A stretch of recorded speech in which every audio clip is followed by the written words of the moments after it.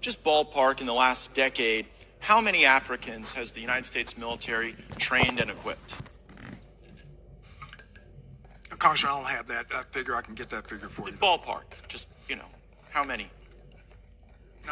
Congressman, it would be a wild guess, right? Seems like something we should know, right?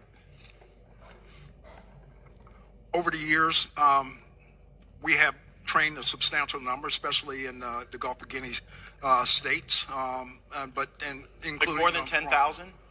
It is more than 10,000. More than 50,000? I say we're reaching around 50,000 at least.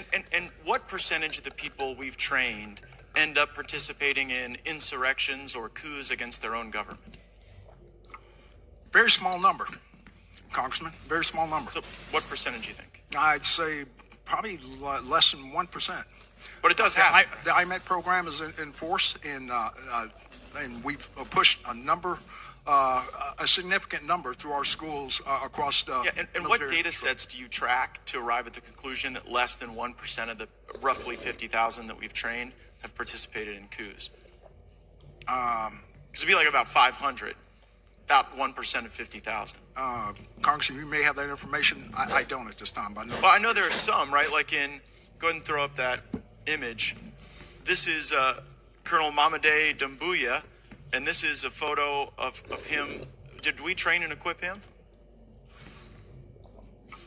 in Guinea? By name, I cannot identify that. Well, that guy in the middle with the big red hat, Colonel Mamade Doumbouya, that's him with a bunch of U.S. service members outside of our embassy. And just months after this photo was taken in 2021, he led a coup in Guinea and threw out the leader. Does that concern you? Congressman, core values is what we start off with in IMA programs. Do we share core values with Colonel Doumbouya? Core values. I will repeat that. Core values. Respect for humanity. Do we share those values with Colonel Doumbouya? Absolutely. In our curriculum. He led a coup. We do. Okay, that's a very telling answer. In Burkina Faso, did we share core values with the leader that we trained there who led a coup? It's in our curriculum. We Leading stress coups core are in our values. curriculum? We request civilian-led governance. Wait, hold on. Is leading coups in our curriculum? Absolutely not. So civilian-led. My question is, do we share core values with the coup leader in Burkina Faso who we trained? Holistically, we teach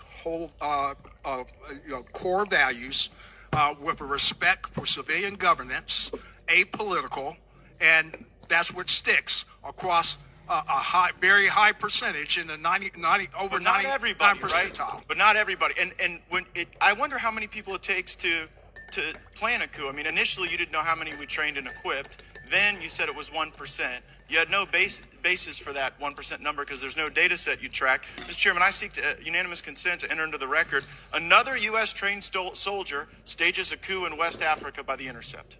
Without objection, so ordered. And I further seek unanimous consent to enter into the record. U.S. forces trained the Guinean colonel behind the recent coup in West African country, and this is regard to Guinea. Without objection, so ordered. So I guess the question is, why should U.S. taxpayers be paying to train people who then lead coups in Africa?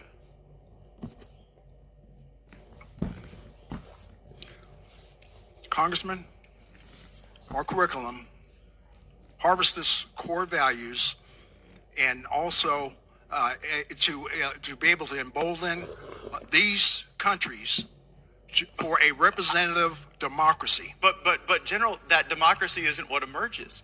The problem is, I know you may have great confidence in what you're teaching, but when two governments have been overthrown, I guess how many governments have to be overthrown by people we train before you sort of get the message that our core values might not be sticking with everyone? Is it 5 countries? 10? We'll continue with our persistence in assuring but do you think it's that working?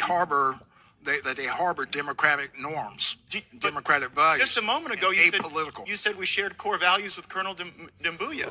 You said that just moments ago in response to my question, and his core value seems to be leading a coup.